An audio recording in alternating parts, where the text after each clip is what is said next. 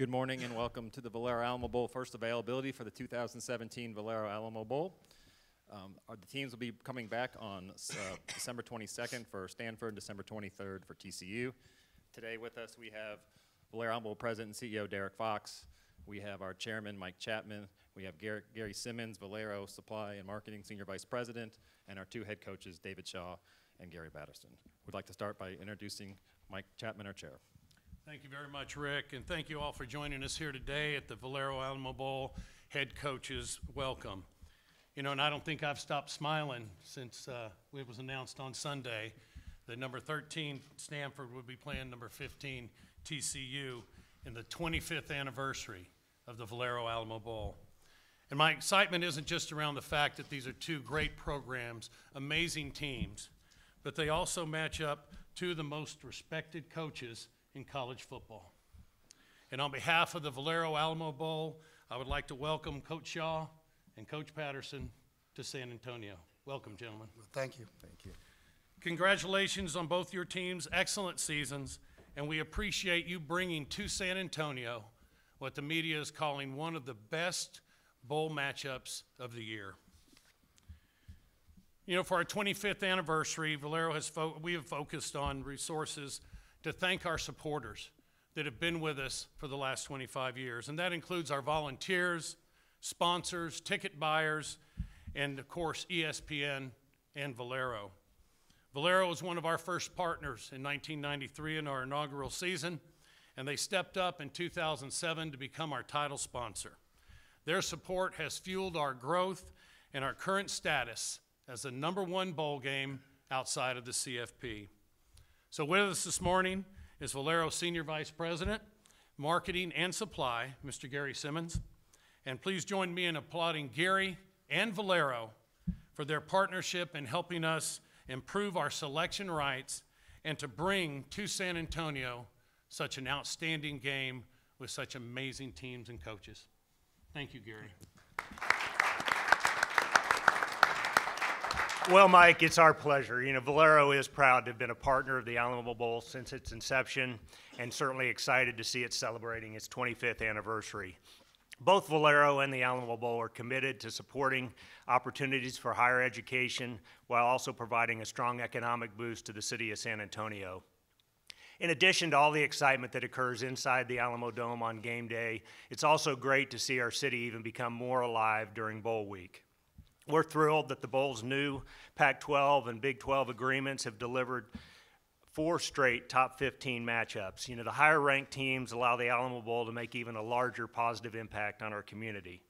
Thank you to everyone who contributes to the success of the Valero Alamo Bowl each year, the city of San Antonio, these 2 top 15 teams, and most importantly, the tens of thousands of fans who travel from across the country to cheer these teams on. We look forward to another exciting bowl season and are certainly thrilled to be a part of this must-see matchup between Stanford and TCU. So, Derek, I'll turn it over to you to introduce the coaches. Great. Thank you again, Gary, for your support. And we're very fortunate to have Valero and ESPN on board since day one, and so it's been a tremendous run from that perspective. While those early games had many memorable moments, nothing compares to the run we've had since Valero stepped up to become the title sponsor. So we can't thank you enough, and I know the city of San Antonio thanks you and supports what all you do for our community. For our first 21 games, we did not have a single top 15 matchup. Since improving our selection rights, thanks to Valero and the new partnership with the Pac-12 and Big 12 for the first pick after the CFP, we now have gone 4 for 4. So 4 straight years of top 15 matchups, and that's a tribute to these two gentlemen next to me here and Valero, so thank you very much. So we're ecstatic to extend the streak for the 25th anniversary Valero Alamo Bowl with 2 outstanding universities who both have tremendous football coaches and also tremendous people from that perspective. So they're even better off the field than they are, guys, and that's tremendous. So first I'd like to introduce to you Coach Shaw. This is Coach Shaw's 7th season as the head coach of the Cardinal. He led the Stanford to a 9-3 regular season record and a Pac-12 North title, earning him the Pac-12 Coach of the Year honors. Coach, congratulations for that announcement this week.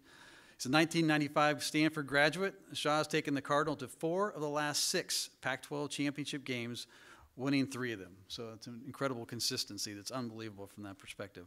As Stanford's head coach, he has a 73-21 overall record, including a 4-2 mark in this bowl game. The Cardinal have won their last 3 bowl games by averaging 38 points per game while holding their opponents to 20 points. Coach Shaw, on behalf of the Valero Alamo Bowl, we're thrilled to welcome you and the Cardinals of San Antonio this year, and I'll turn it over to you for an opening statement. Great, thank you very much, and very grateful to everyone that works at the Alamo Bowl, everyone at Valero. Very appreciative to be here. Our guys are very excited about all the hospitality that we've heard from the city of San Antonio throughout the years, and every year in our conference meetings, we talk about the bowl experiences, and every year everyone that comes to this bowl is so excited about what the city of San Antonio does with their players, with their staff. So we're very excited to be part of that. Looking forward to playing against an outstanding opponent. It should be a very exciting game, but really looking forward to the hospitality of the great city of San Antonio. So thank you. Great. We look forward to having you in your squad here. Next up is Coach Patterson. This is Coach Patterson's 20th season at TCU, but 17th as the head coach, where he boasts a record of 159-57 and is TCU's all-time winningest coach. Congratulations, Coach. TCU finished the regular season 10-2 and earning a berth in the Big 12 championship game.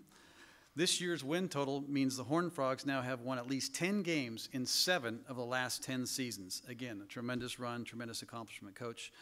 One of those successful seasons led Coach Patterson and the Horned Frogs to the Valero Alamo Bowl 2 years ago, where number 11 TCU staged a bowl record comeback in beating Oregon in triple overtime. Coach Patterson, on behalf of the Valero Alamo Bowl, we're excited to have you back in San Antonio, and I'll turn it over to you for some opening comments. Well, thank you, Derek, and also Mike and Gary. You know, the last time we were here, obviously, it was an exciting ball game, and I can echo what Coach Shaw talked about, the hospitality across the board. Our kids were excited.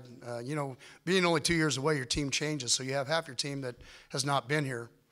So you have young guys that can be it, so you have some older guys that will know the ropes. But they're all very excited. They're very excited about playing Coach Shaw and the Stanford Cardinals, an unbelievable opponent.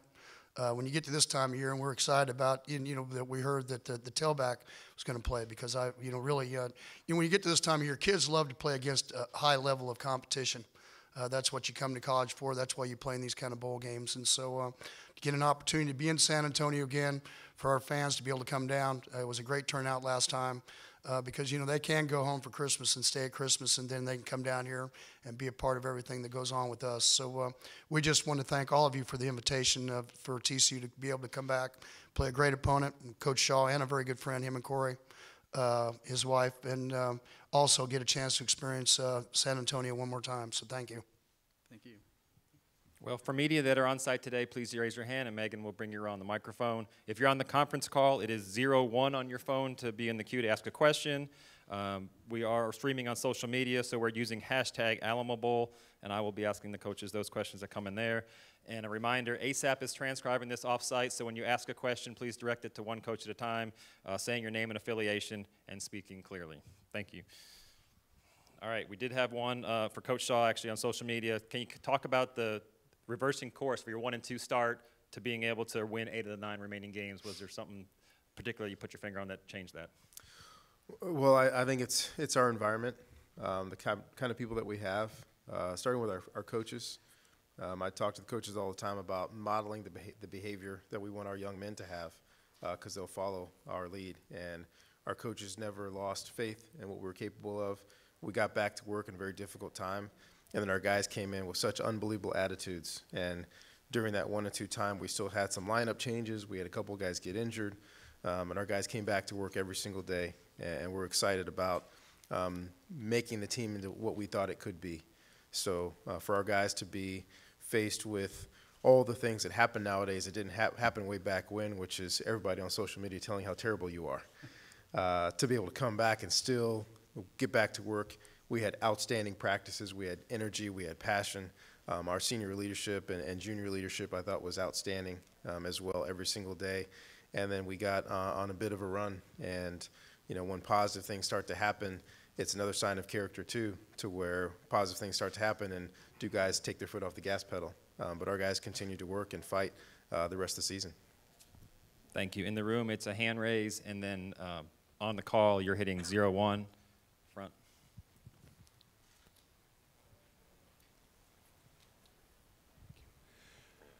Gary, this question's for you. I'm John Whistler from the San Antonio Express News. What do you remember about that game 2 years ago? Is it still must be pretty vivid in your memory? Well, yeah, we were getting our butts kicked in the first half. That's what the first thing I remember. And and our kids fought back. I think that's one of the things that's been one of our staples of our program, like David talked about. When we've had great runs, there's always been an underlying the foundation that we've been doing it so long, and nobody ever panicked.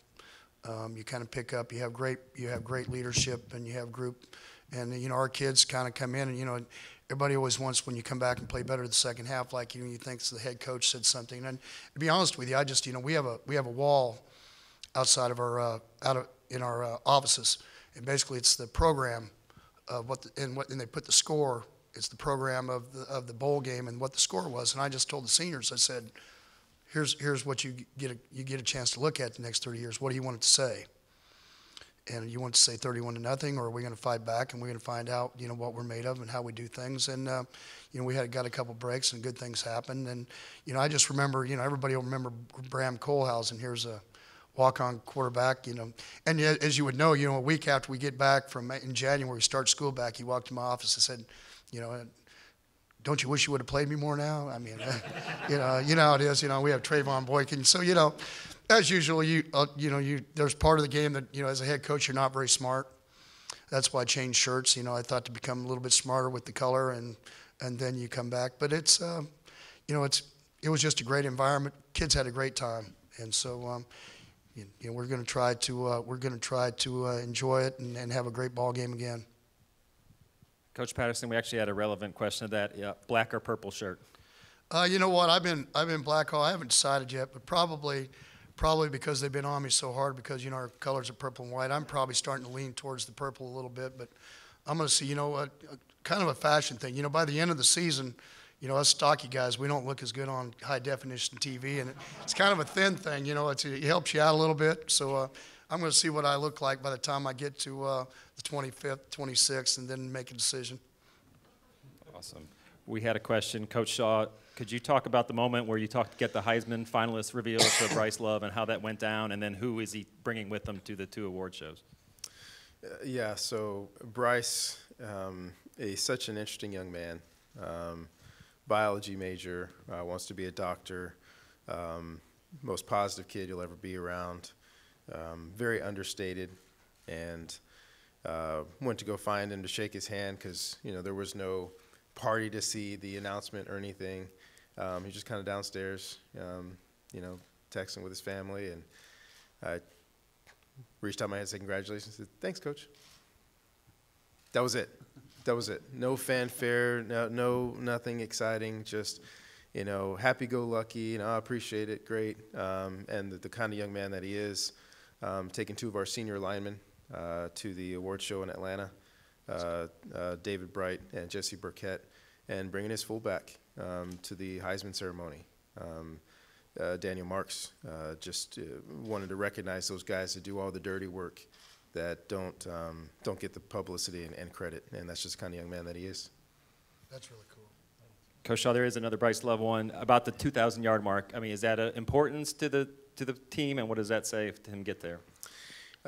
As usual, it's probably more important to the other guys than it is to Bryce. I mean, Bryce just shrugged his shoulders at all those things, whatever the most rushes over 50-yard record, all that stuff. He just kind of shrugs his shoulders. Says, okay, that's great. Wins practice. Just a positive young man that doesn't want the thing to be about him, and he'll tell you too. He gives a lot of credit to Christian McCaffrey. He watched Christian go through all this stuff and never changed. And Bryce is the same guy that he was last week, 2 weeks ago, 3 years ago when we recruited him.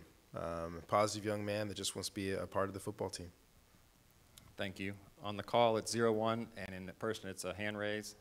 And social media, an Alamo Bowl, hashtag Alamo Bowl for Coach Patterson. 35 seniors that were recognized. How unique is that, and how much do you want to send them off with a positive note? Well, yeah, our number one goal every year is to try to have the best year we can for our senior group. This would be 40 wins for them in their 4 years there, so it's one of those that we started with. Coming off the season we had a year ago, but they gave them an opportunity to have 3, 10, or 11 win seasons in the last 4 years, and really it's been a great group because they went through some injuries, went through a little bit of a struggle, and it's that's those are the memories that I always remember anyway. You know, your younger guys are going to have more games. But I really, when we get to the bowl site, Kelsey and I really try to do a great job of focusing in on remembering what we remember about the senior class. 20-some seniors and as far as scholarship guys, and you have about 13 or 14 guys that have paid their own way and have been part of the experience and really have added to our football team. And so I don't think that they get enough credit for all the things that they do within all of it, because it's you're out when you're not getting all the other benefits sometimes that some of the guys are on scholarship. And so how do you repay them?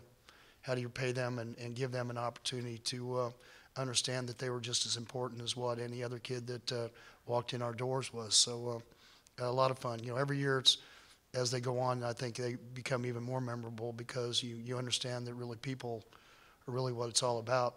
Not the game's important. You want to win the game for your university, do all that, but really when it's all said and done, it really comes down to the people. And so those 35 seniors will be remembered because I have a job because of the job that they've done and the hard work they've put in and all the things that go along with it. So, yeah, very appreciative of what they do. This is Adam Zubinich from the San Antonio Express News. This is for Coach Patterson. How do you feel about the way your defense has played this year, and how does it, the way they performed, how does that compare to other defenses you've had at TCU? Well, it's always hard because the players are all different. We knew that we were going to have to play better than we did a year ago. We were not happy with what we were, and we weren't happy, to be honest with you, in the final drive of the championship game. Our group has a high expectation level. We knew that Oklahoma was a very good football team, but they have a lot of pride in what they do, and we understand we're going to have quite a matchup with Stanford as far as what they do and how they do it, with a great tailback, unbelievable offensive line, big tight ends that they always had, in length at their wide receiver position. So it's another challenge. And the thing that people don't sometimes forget about bowl games is that there's part of it you're preparing for the bowl game, but the other part, if you're doing the right thing, I think, and being in there 20 years, is you're also preparing for the next season. Moving guys around, having a little bit extra practices, start growing up your younger players. I think one of the things that people forget, you think, well, you just start in spring ball whenever it starts in March, and then you start building your football team. Not if you want to be great, not if you want to be consistent.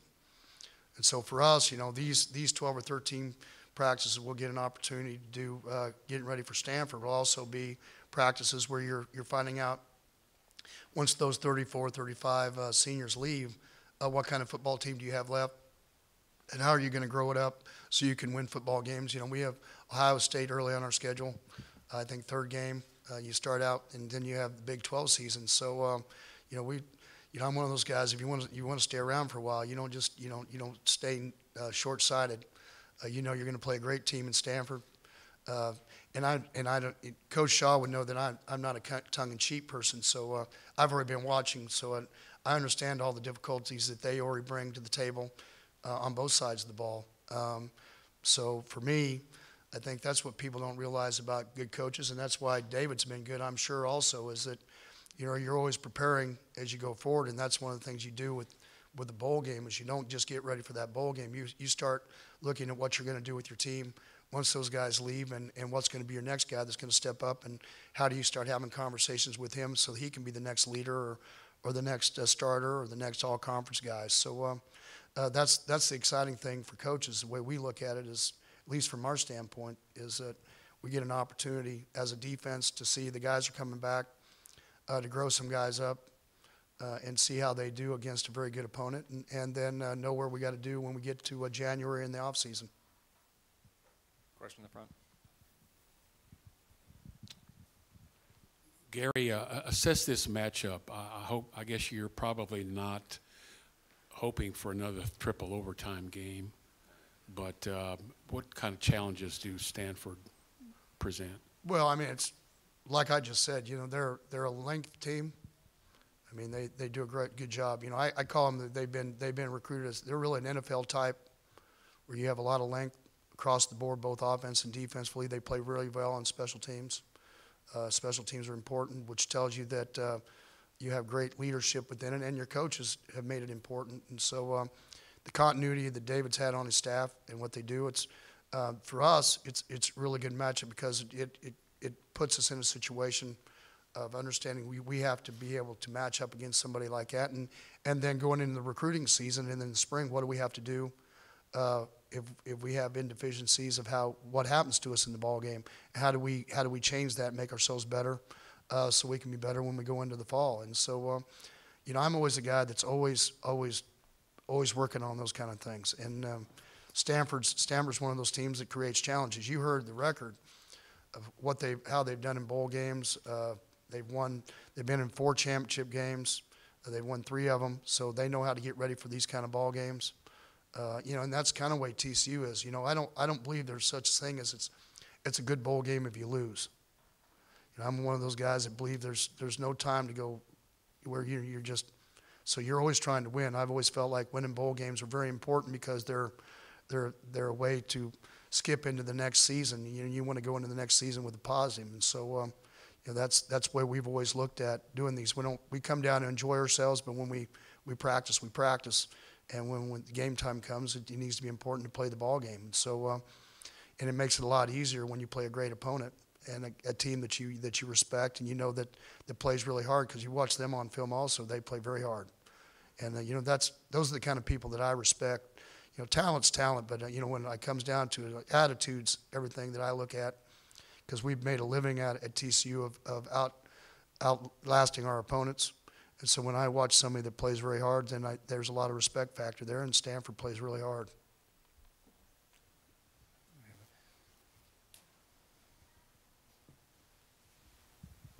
Hi, Hannah Trippett from News 4 and Fox San Antonio. David, this is for you. One of your former assistant coaches just got a head coaching job at Rice. I'm just curious your thoughts about Mike Bloomgren. Very excited for Coach Bloomgren. He was my first hire when I took over as a head coach, going from offense coordinator to head coach, to be my run game coordinator and coach the offensive line. We were both trained by Bill Callahan, who's now the offensive line coach and assistant head coach of the Washington Redskins. So right off the bat, I expected to have a 10-minute conversation with Mike when I first called him to talk about the job. We probably talked for 45 minutes to an hour. So we've always been kind of step and step, philosophy-wise. So he's been kind of my right-hand man for a long time now, and I'm very excited for him because not only is he ready, he's been ready. He's been ready for a couple of years now. I know he's going to do a great job down there at Rice. Plan is right now for him to coach through the bowl game. Everyone at Rice has been great. We're very open to it, of course. We've kind of started our search for the next guy that'll take his position, but very excited for him and his family. He's ready to go, and we talked the other day, and we'll continue to have conversations about that transition that he's excited about, and the mountain that he'll have on his shoulders for the next month, kind of serving 2 masters. But we'll make it very easy for him. He's got a big job to do. We've got a great staff to support him. He's developing a staff to be successful at Rice as well. So we'll find a way to make this work for him. But the bottom line for me is I'm so happy for him and so proud of him. I know he's going to do a great job. Our final questions, one with Coach Shaw. Could you talk about Harrison Phillips and what makes him such a dominant defensive tackle? Harrison's just one of those fascinating individuals. Everybody's got him on every team, and with all the stuff that happens in college football, I would love for more stories to be about these types of people, as opposed to all the other stuff that gets reported on, all the crap that gets reported on. Here's Harrison Phillips, who's an All-American wrestler in high school, coming out of Nebraska, which is huge, and loves the weight room. Can bench press the weight room. But he's one of those guys that there are more hours in his day than there are in our day. Double major with a minor, helped start a class at Stanford, leads our team in community service, does extremely well in school as he continues to load things on top of himself. Oh, and by the way, he's all conference and ends the season with 100 tackles from the defensive line position, which doesn't happen. He's just outstanding, and every single day he's pushing himself, he challenges himself. He's a strong player, he's a flexible player. He can drop down and do the splits at any time at 295 pounds, which is just ridiculous. But one of the biggest things for me is you see his heart, you see his toughness every single day. He plays hard. from snap to whistle. You know, there are times we just have to rest him because if you leave him out there, he'll stay out there all day because he just loves to play. Thank you. Final question. Coach Shaw, you've got 2 players on your roster from San Antonio. I think just one of them's played, Richard McNitsky. Yes. What has he brought to the team, and how does he feel about coming home, and what kind of years he had? You know, Richard's he's a long snapper, right? So, you know, midway through, you know, his first year, you know, you want to make sure that everybody else knows who he is and, you know, goes over and shakes his hand and introduces himself because, you know, they kind of practice on the other side of the field. And but very positive person and has all the traits that you want there. Very consistent, dependable, works extremely hard, has a lot of passion, has a lot of pride in his performance. He's one of those guys that wants to be perfect and will snap, protect, and go down there and cover. And you talk about all the athletes that you have on special teams. Nobody ever talks about the long snapper, but he's been able to get in on a couple of tackles. The guys get excited for him because he's one of those guys that shows up every single day and does his job and doesn't ask for anything. So he's one of those guys in your program that you just love to have. Thank you. And then as a reminder, we're going to, on next Wednesday, we'll announce our scholarship totals where we award scholarships to every San Antonio high school and four-year university. The teams will be coming back on the 22nd for Stanford, 23rd for TCU, and now I'd like Derek to close it out. Thanks, Rick, and Coach Patterson, Coach Shaw. Thank you very much for participating in this press conference here today. We know your time is very valuable, but if we didn't know it in advance, you certainly saw firsthand what quality people these guys are, what distinguished programs they run at great universities. So, as a small private school guy myself, I kind of have a special place for guys like you and what you're doing at those programs. So, on behalf of the Valero Alamo Bowl, again, welcome, and we'll see you here in about 3 weeks for what's going to be another memorable moment and a great game in the Valero Alamo Bowl. So, thanks, guys. Thank you.